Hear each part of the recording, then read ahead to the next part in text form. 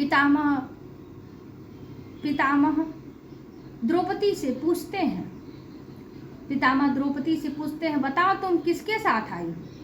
तब द्रौपदी कहती हैं कि मेरे वहाँ एक ग्वाला है जो दूध देने का कार्य करता है और उसकी कोई बहन नहीं है, मैं उसको राखी बांधती हूँ, वही यहाँ हमें लेकर के आया है। पितामह बोले, क्या हमें उस ग्वाला से नहीं मिलवाओगी? द्रौपदी डरते हुए पितामह को बाहर लेकर आई और देखा कि श्री ठाकुर जी एकांत कोने में सिर नीचे किए हुए बैठे हुए। द्रौपदी पितामह को इशारा किया, यही हमें यहाँ लेकर के आए हैं। पितामह ने समीप जाकर के लालटेन के प्रकाश में गोविंद को देखा तो कहने लगे, द्रौपदी तेरा ये दूध वाला ग्वाला मुझे कुछ जाना पहचाना सा लग रहा है। द्रौपदी बोली, पितामह दूध देने का कार्य करता है, हो सकता है आपने आते जाते रास्ते में कभी देखा होगा।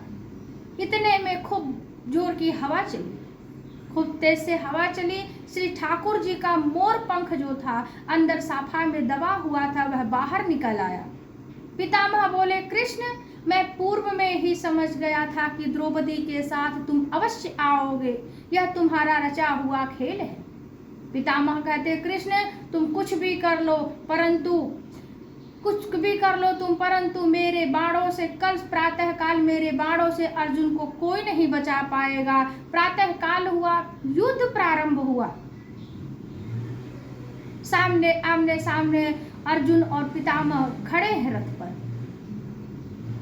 और यहाँ पितामह ने अर्जुन के ऊपर बाणों का वर्षा करना प्रारंभ किया। पितामह अर्जुन के ऊपर बाणों की वर्षा करना प्रारंभ किया। जब तक अर्जुन एक बाण सही करते तब तक पितामह दूसरा छोड़ देते और आकर के अर्जुन को वह बाण चुभ जाता। अर्जुन अपने आप को संभाल नहीं पा रहे हैं।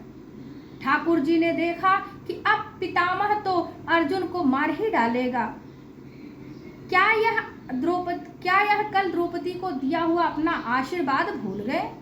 श्री कृष्ण ने देखा कि अब पितामह के बाणों से अर्जुन नहीं बच पाएगा।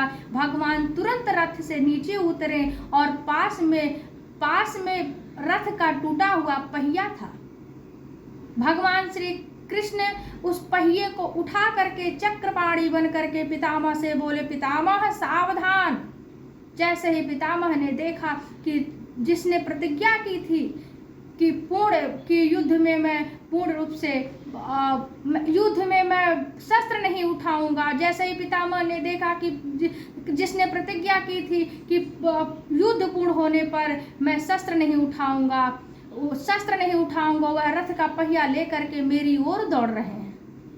अब तुरंत पितामह अपनी शस्त्र को नीचे फेंक दिए और श्री ठाकुर जी के चरणों में गिर पड़े और पितामह कहते हैं,